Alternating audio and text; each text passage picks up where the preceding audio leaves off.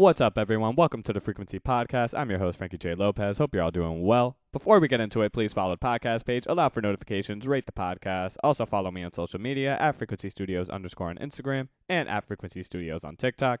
Consistent content, including a few album reviews that don't make the podcast. It's been a little while since I put out a podcast episode. I've been a bit busy with other projects in my life. Hoping to get back on track with the podcast soon enough. But if you follow me on social media, you are missing out on a ton of content. Very consistent on there, and you would know my thoughts on a lot of the projects that I'm going to be mentioning here today. So please, give that a follow. Also, we're at the midway point of the year, so keep an eye out for my top albums from the first half of 2023. That being said, going to go over my top 5 albums from the month of May. Before getting into it, check out the monthly playlist that features my favorite tracks from each of these projects. You can find it on Spotify under the profile Frequency Studios, the playlist titled What Did I Miss Last Month. You can also just find it in my Instagram bio. And as always, I gotta shout out my honorable mentions. To start, we have Kesha's Gag Order. Kesha shifting from her electro-pop beginnings and moving towards something in a more experimental art-pop direction on an album with a ton of sonic diversity, from 70s synth-pop to classic Americana. She also addresses a handful of topics, including her legal case with Dr. Luke, spiritual experiences, and her own insecurities. This album is passionate, it's emotional, and it's simply well done. Next, we have Carrie Foe's Real Bitches Don't Die. Versatile, with Carrie showing off her rapping and singing ability, touches on getting to the money, self-worth, her relationship with certain men, and some emotional topics like women who are forced to carry a strong exterior and wanting the space to feel vulnerable and comfortable. The production often has this cool southern bounce to it, diverse flows, and solid features from folks like Gangsta Boo and Devin the Dude. And lastly, Coachie's No One's Nice to Me. A short EP, 17 minutes, 7 tracks, but it keeps you engaged with its chaotic energy. The production, the flow, the humor on this one, it's just hitting from front to back. Maybe if it was a full-length project, I'd feel differently, but for now, I think this thing is worth the listen for sure. And that being said, let's go into my top 5. And at number 5, we have Q's Soul Present, the first of 2 strong debut albums on this list. Funky and soulful are accurate descriptions of this album, but limiting the highlights to just those words understate how well Q makes those sounds his own. It has a throwback vibe to it, varied vocal choices and effects, some of the background vocals are a nice touch, and even bringing creativity to some of the slower tempo moments like on Today, which is a beautiful funk and ballad fusion, fun songwriting, fire hooks, a ton of energy. This is a bold debut album and it pays off dividends. At number 4, we have Billy Woods and Kenny Seagals with Maps. New York rapper Billy Wood linked up with LA producer Kenny Seagal for the second collaboration, following up their 2019 effort Hiding Places with another high quality project. Woods continuing with his commanding flow, abstract lyricism, clever bars on topics like gentrification, mortality, escapism with alcohol and substances, along with vivid imagery on tracks like Rapper Weed, which is probably the most descriptive marijuana story I've ever heard, with a flow that's like butter, especially on the hook. A bunch of fantastic features on here from folks like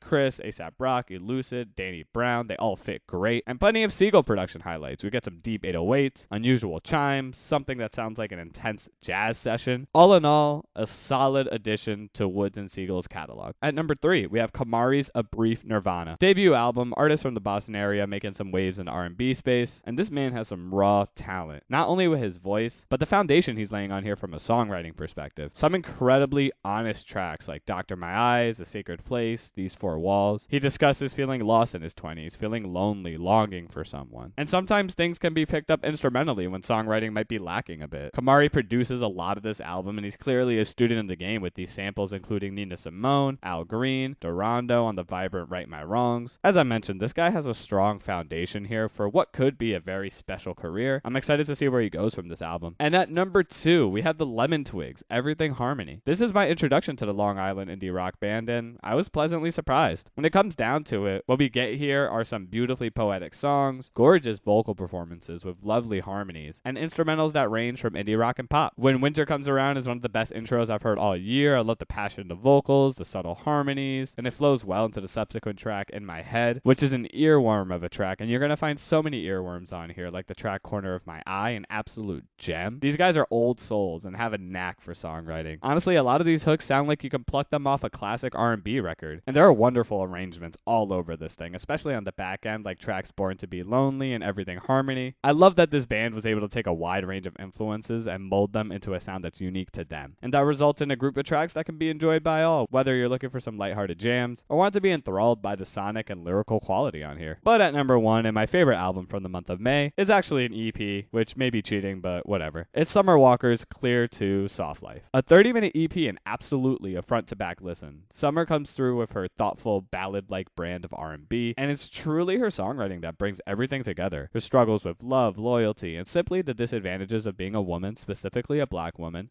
in a world tailored for men, especially as it relates to matters of the heart. Also speaking on finding peace by getting rid of the wrong people in her life, trying to be happy despite all the BS she has to deal with. And the features on this album are the cherry on top. J. Cole's intro is a heartfelt letter to Summer herself, and Childish Gambino plays his character well on New Type. I don't think this EP could have been much better, to be honest. It's short, sweet, and authentic, and I think very much deserving of that top spot for May. But those are my thoughts. Did I miss any albums? Am I off on my ranking? DM me on social media and let me know. But until next time, I will catch y'all later.